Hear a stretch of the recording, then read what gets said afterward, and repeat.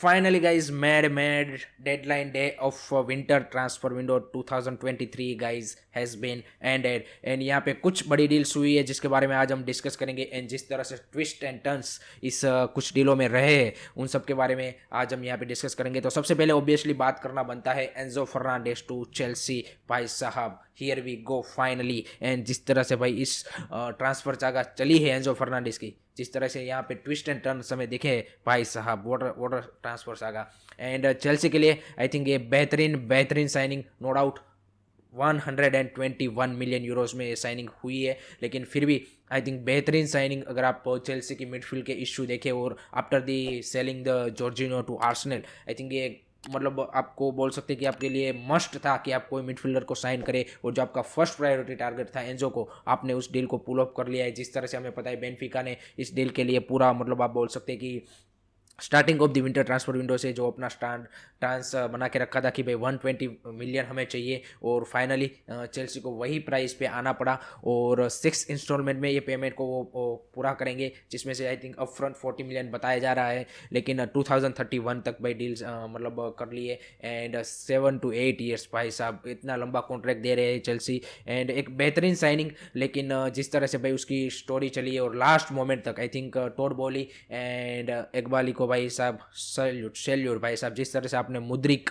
भाई मतलब 100 मिलियन की साइनिंग आप विंटर ट्रांसफर विंडो में कभी किसी क्लब ने सुनी नहीं होगी। और 611 million pound guys, 611 million pound in 2 transfer window after Todd Boehly take over. भाई साहब अभी तक किसी और क्लब ने 400 मिलियन भी क्या बोलते हैं छुआ नहीं है, और ये 611 मिलियन पाउंड यहाँ पे टॉड बॉली के एरा ने आई थिंक मतलब जो लग रहा था कि एब्रामोविच के बाद इतनी ज़्यादा स्पेंडिंग नहीं होगी, लेकिन टॉड बॉली भाई I am your real boss ऐसा बोला है। और जिस तरह से भाई उसने स्पेंडिंग की है और जिस तरह से पूरा ओवरऑल कर दिया है स्क्वाड का, तो आई थिंक बेहतरीन साइनिंग। एंड उसके बाद बात करते हैं obviously Marcel Sabitzer to loan move to Manchester United. जब कल न्यूज़ निकल के आई कि एरिक्सन की इंजरी काफ़ी सीरियस है एंड वो मतलब ऑलमोस्ट थ्री मंथ्स के लिए बाहर है और मई में वो आ सकता है, तो आई थिंक ये मस्ट था मैनचेस्टर यूनाइटेड के लिए कि कोई वो एक मिडफील्डर यहाँ पे लोन पे या फिर परमानेंट डील पे साइन करे, और उनको वहाँ पे ऑप्शन दिखा बायर्न म्यूनिख का मार्सेल सेबित्जर। और सेबित्जर भी मूव चाहता था क्योंकि वो भी अपने क्या बोलते कि अपने करियर के ऐसे स्टेज में था कि वहाँ पे उसको रेगुलर गेम टाइम चाहिए था, जो वहाँ पे बायर्न म्यूनिख में उसको नहीं मिल रहा था, क्योंकि हमें वहाँ पे हमें पता है गोरेत्स्का है, वहाँ पे किमिच है, तो काफ़ी मुश्किल था। तो उसीलिए उसने भी ये सही डिसीजन समझा कि भाई मेरे अभी जो मेरा करियर के जिस स्टेज पे हूँ वहाँ पे रेगुलर खेलना काफ़ी ज़रूरी है, और एक बढ़िया प्लेयर है। तो आई थिंक बेहतरीन signing for Manchester United also. And जिस तरह से उन लोगों ने इस लोन मूव को कंप्लीट कर लिया, आई थिंक बेहतरीन बैकअप आप बोल सकते हैं कि एरिक्सन का, जिस तरह से एरिक्सन की वो पोजीशन फिल करेगा, क्योंकि हमें पता है कि जिस तरह की लॉन्ग बॉल शॉटिंग एबिलिटी है या फिर लॉन्ग बॉल जिस तरह से डालता है Sabitzer, I think he has been brilliant and perfect replacement for me I think Eriksen का। अगर आप देखें तो टेक्निकली वाइज आप अब बोल सकते हैं कि स्किल्स वाइज मतलब थोड़ा सा 19-20 हो सकता है, लेकिन भाई उसकी जो प्रोफाइल है I think completely. And I think Casemiro को भी वो काफ़ी अच्छा आप बोल सकते हैं कि पैर में अच्छा वो साथ निभाएगा। तो definitely a brilliant signing for Manchester United Marcel Sabitzer from Bayern Munich to Manchester United. Third deal के बारे में बात करते हैं obviously, it's about Pedro Porro. तो फाइनली जो पेड्रो पोरो की भी डील कुछ इसी तरह से आई थिंक पोर्टुगीज क्लब के साथ आई थिंक थोड़ा सा मेरे को लगता है कि जिस तरह से बेनफिका या फिर स्पोर्टिंग ले लीजिए, जिस तरह से डील क्रैक करना आई थिंक थोड़ा सा इस ट्रांसफर विंडो में काफ़ी मुश्किल रहा है, क्योंकि लास्ट मोमेंट पे हमें पता है कि पेड्रो पोरो की जो डील थी उसमें स्पोर्टिंग ने कुछ चेंजेस कर दिए थे और वहीं पे डील कोलेप्स होने की संभावना हो गई थी, लेकिन फाइनली यहाँ पे स्पर्स के लिए पेड्रो पोरो की डील कंप्लीट हो चुकी है। बेहतरीन again signing for Spurs in right side. जिस तरह से हमें पता है कि वहाँ पे एमर्सन रॉयल खेलता है, वो उसका फॉर्म इतना ज़्यादा कंसिस्टेंट नहीं रहता है, तो वहाँ पे आपको ज़रूरी था। और डोहर्टी भी आपका चला गया है अब, तो आई थिंक एक आपको मस्ट नीडेड साइनिंग थी स्पर्स के लिए वहाँ पे राइट साइड पे। बेहतरीन साइनिंग आई थिंक, जिस तरह से आप देखिए पेड्रो पोरो की प्लेइंग स्टाइल है, जिस तरह से उसकी एबिलिटी स्किल्स है, I think great signing. And वहाँ पे बेलेरिन की साइनिंग जैसे अनाउंस हुई तो पता ही चल गया था कि भाई बार्सिलोना से बेलेरिन जैसे ही स्पोर्टिंग के लिए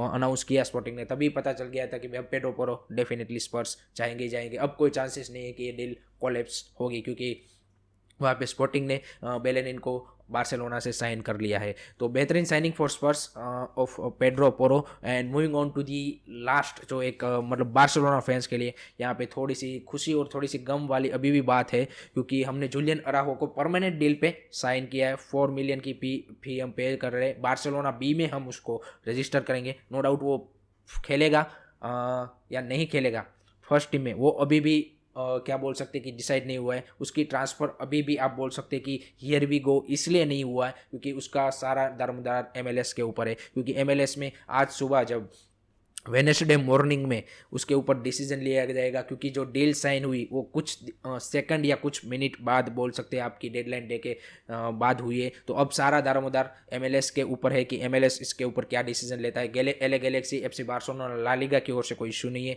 सिर्फ MLS की ओर से अगर ग्रीन लाइट मिलता है तो ये डील कंप्लीट होगी, अदरवाइज ये डील भी कोलैप्स हो जाएगी और फिर बार्सिलोना के लिए कोई साइनिंग नहीं होगी। लेकिन बार्सिलोना ने उसको 4 मिलियन परमानेंट साइन कर लिया है, वो सारा पेपर वर्क और सब कुछ हो चुका है। लेकिन डेडलाइन डे के कुछ सेकंड बाद वो डील साइन हुई है, तो इसके लिए अभी पेंडिंग कंफर्मेशन है।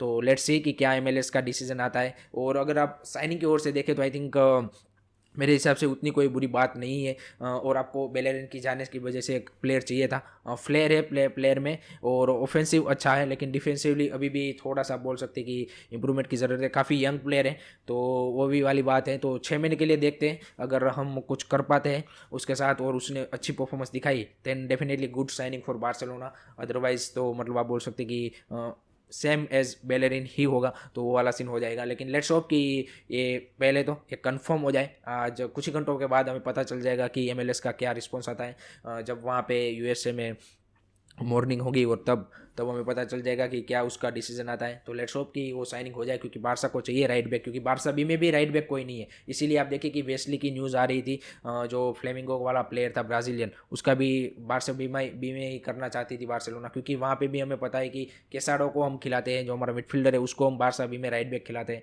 तो बारसा बी में भी राइट बैक की कमी थी, तो इसीलिए बार्सिलोना पुश कर रही थी वेस्ली के लिए। वेस्ली की डील ऑल ऑफ हुई और अब जूलियन अराहो को हमने फिर फाइनली 4 मिलियन की परमानेंट डील पे साइन कर लिया है। लेकिन सारा दारोमदार अब MLS के ऊपर है। तो this is the 4 big deals जो अब बड़े क्लब्स की ओर से देखे कि हुई। वहाँ पे एक और डील है हकीम जियास टू PSG, वो भी पेपर वर्क डन हो चुका था, लेकिन PSG एंड चेल्सी उसको रजिस्टर नहीं कर पाए, और जो रजिस्ट्रेशन डॉक्यूमेंट है वो सही टाइम पे भेज नहीं पाए। तो वहाँ पे भी PSG ने अपील की है LFP को, तो वहाँ पे उसका केस भी देखना बनता है। आई थिंक वो डील तो मेरे को नहीं लगता कि वो कंप्लीट हो पाएगी। तो हकीम GS वाली डील भी वहाँ पे ऑफ हो चुके हैं। तो बड़े क्लब्स में देखे तो ये कुछ ही डील्स थी जो इधर उधर घूम रही थी और वो फाइनली डेडलाइन डे पे ख़त्म हो चुकी है। तो this is from my side guys. अगर ये वीडियो आपको पसंद आए तो please don't forget to like share subscribe. Thank you very much for watching. Take care, bye bye.